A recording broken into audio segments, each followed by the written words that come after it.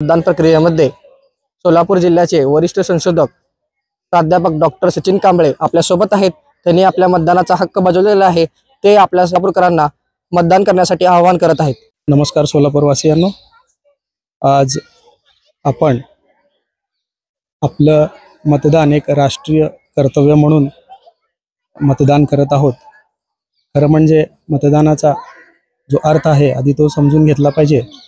मतदान आपण कशासाठी करतो? तर मतदान आपण यासाठी करतो की आपल्या राज्यातील ज्या समस्या आहेत, मग ती बेरोजगारी असेल, नागरिकांना सोयीसुविधा पुरवणं असेल किंवा इतर राज्याच्या ज्या डेव्हलपमेंट प्रोजेक्ट असतील तर ते राबवणं असेल, यासाठी आपण आपापल्या कॉन्स्टिट्यूशन्सीमधून उमेदवार निवडून देतो आणि त्यासाठी आपण मतदान करतो।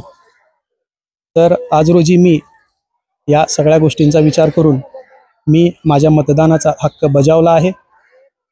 मतदान म्हणजेच राष्ट्रीय कर्तव्य जे सर्वांनी पार पाडलं आहे आणि मीही माझ्या वतीने, माझ्या संपूर्ण परिवाराच्या वतीने ते राष्ट्रीय कर्तव्य आज पार पाडलं। हे करत असताना मतदानाची जर आकडेवारी पाहिली, आजच्या दुपारपर्यंतची आकडेवारी जर इलेक्शन कमिशनकडून जी प्राप्त होते ते पाहिले तर असं निदर्शनास आलं की जवळपास 45% मतदान हे झालेलं आहे। याच्यातून एक गोष्ट निष्पन्न होते, एक मतदार म्हणून मला असं वाटतं की मतदाराची जी टक्केवारी आहे ती कमी आहे।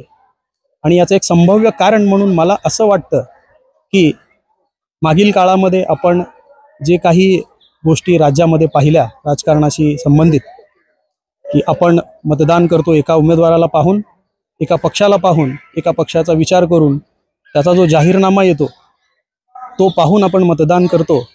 पण हे मतदान केल्याच्या नंतर तो उमेदवार, तो पक्ष एका ठिकाणी राहत नाही, ते इतर पळतात।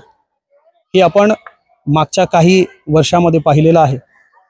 अशा काही गोष्टी, असं मला वैयक्तिकरित्या वाटतं की अशा काही गोष्टी मतदारांनी लक्षात घेऊन ते मतदानाचा आकडा हा कमी झाला आहे किंबहुना, असं मला वाटतं।